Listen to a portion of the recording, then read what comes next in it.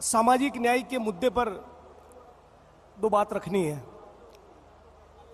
संत रविदास, संत कबीर, नानक, ज्ञानदेव, नामदेव, तुकाराम, भक्ति आंदोलन और सूफी संतों की परंपराओं के इस मुल्क में 2023 के भारत में आज भी छुआछूत जिंदा है।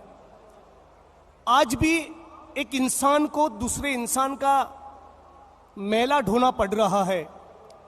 आज भी भारत में हर रोज 4 दलित बहनों पर बलात्कार होते हैं।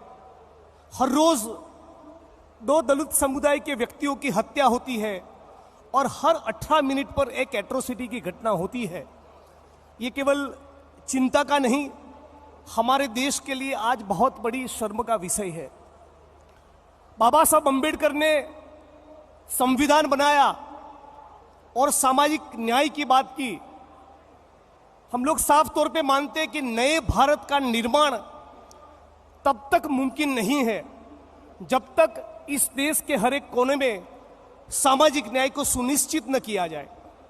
लेकिन जिस गुजरात मॉडल को पूरे देश के ऊपर थोपा गया, मैं उसी गुजरात से आता हूं और हम लोगों ने देखा है कि इसी गुजरात मॉडल के कारण पिछले 8-10 सालों में रोहित वेमुला की सांस्थानिक हत्या होती है। गाय के नाम पर सरेआम भर बाजार ऊना में दलित युवकों की चमड़ी उतारी जाती है। दिल्ली में रविदास के मंदिर को तोड़ा जाता है। एट्रोसिटीज एक्ट को खत्म करने की कोशिश की जाती है। अंबेडकराइट को, दलित मूवमेंट के साथियों को नक्सलाइट बोलकर भीमा कोरी गांव के केस में जेलों में डाला जाता है और हर संभव तरीके से दलित आंदोलन को कुचलने की कोशिश की जाती है।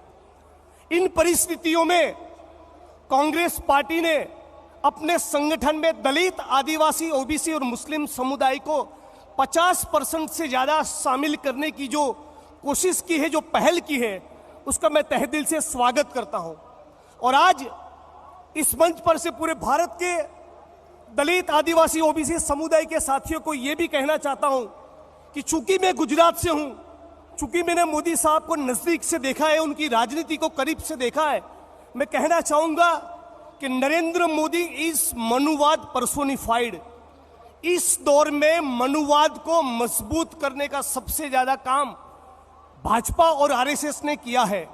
और इसीलिए कांग्रेस के कार्यकर्ताओं से भी मेरा अपील है कि सामाजिक न्याय की इस लड़ाई को, जहां पर भी दलितों के ऊपर अत्याचार हो, आदिवासियों के ऊपर अत्याचार हो, ओबीसी के ऊपर अत्याचार हो, घुमंतु समुदाय के ऊपर अत्याचार हो, केवल कांग्रेस पार्टी के एससी, एसटी, ओबीसी और माइनॉरिटी डिपार्टमेंट के साथी नहीं, पूरी कांग्रेस पार्टी साथ में मिलकर लड़े।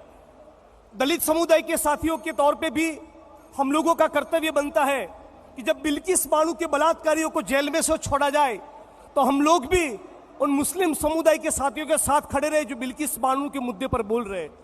तो साथियों, संगठन के अंदर कांग्रेस पार्टी के भीतर दलित, आदिवासी, ओबीसी और मुस्लिम समुदाय को योग्य प्रतिनिधित्व मिले। जहां पर कांग्रेस पार्टी की सरकार है, वहां पर दलित, आदिवासी, ओबीसी समुदाय के लिए जो नीतियां बनी है वो पूर्ण रूप से लागू हो और आरएसएस और भाजपा के खिलाफ हम लोग मोर्चा बुलंद करें। सामाजिक न्याय प्रस्तापित होगा तभी हम लोग कह पाएंगे कि नए भारत का निर्माण हो रहा है, संविधान लागू हो रहा है। इसी बात के साथ मैं अपनी बात को खत्म करूंगा। जय भीम, जय भारत।